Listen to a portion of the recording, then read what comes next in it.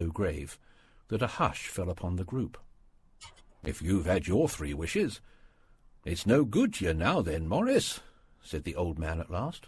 "What do you keep it for?" The soldier shook his head. "Fancy, I suppose," he said slowly.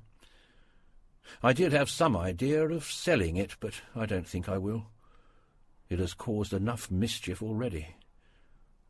Besides, people won't buy. They think it's a fairy tale, some of them, and those who do think anything of it want to try it first and pay me afterward." "If you could have another 3 wishes," said the old man, eyeing him keenly, "would you have them?" "I don't know," said the other. "I don't know." He took the paw, and dangling it between his forefinger and thumb, suddenly threw it upon the fire. White, with a slight cry, stooped down and snatched it off. "Better let it burn," said the soldier solemnly. "Now, if you don't want it, Morris," said the other, "give it to me." "I won't," said his friend doggedly. "I threw it on the fire. If you keep it, don't blame me for what happens.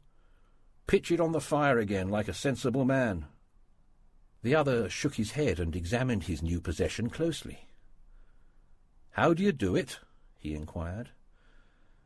"Hold it up in your right hand and wish aloud," said the sergeant-major, "but I warn you of the consequences." "Sounds like the Arabian Nights," said Mrs. White, as she rose and began to set the supper. "Don't you think you might wish for 4 pairs of hands for me?"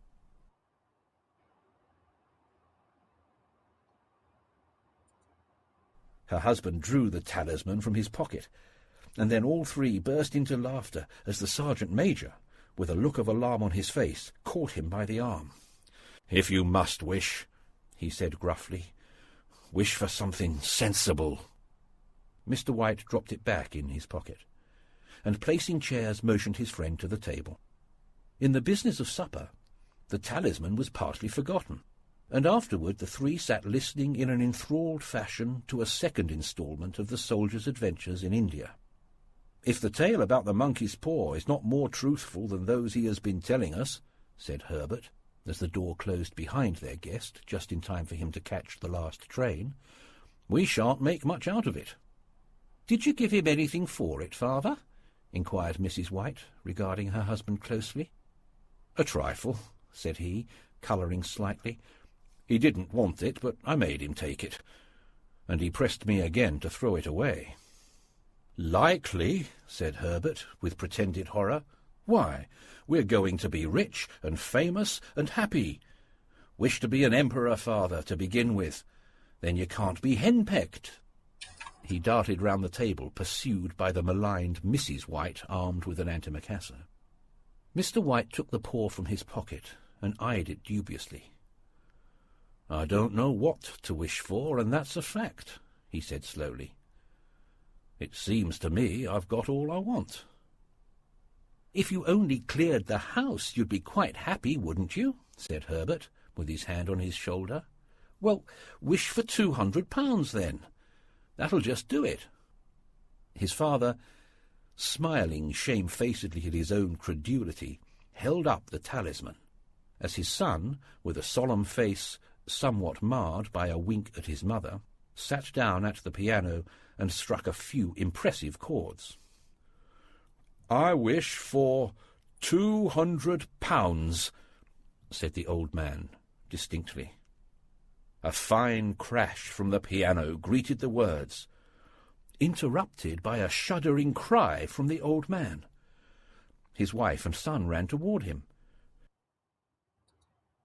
"It moved!" he cried, with a glance of disgust at the object as it lay on the floor.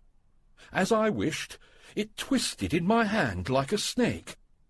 "Well, I don't see the money," said his son, as he picked it up and placed it on the table. "And I bet I never shall." "It must have been your fancy, father," said his wife, regarding him anxiously. He shook his head. "Never mind, though. There's no harm done, but it gave me a shock all the same." They sat down by the fire again. Outside, the wind was higher than ever, and the old man started nervously at the sound of a door banging upstairs. A silence unusual and depressing settled upon all three, which lasted until the old couple rose to retire for the night. "I expect you'll find the cash tied up in a big bag in the middle of your bed," said Herbert, as he bade them good night. "And something horrible squatting up on top of the wardrobe watching you as you pocket your ill-gotten gains." He sat alone in the darkness, gazing at the dying fire, and seeing faces in it. The last face was so horrible and so simian that he gazed at it in amazement. It got so vivid that, with a little uneasy laugh, he felt on the table for a glass containing a little water to throw over it. His hand grasped the monkey's paw, and with a little shiver he wiped his hand on his coat and went up to bed.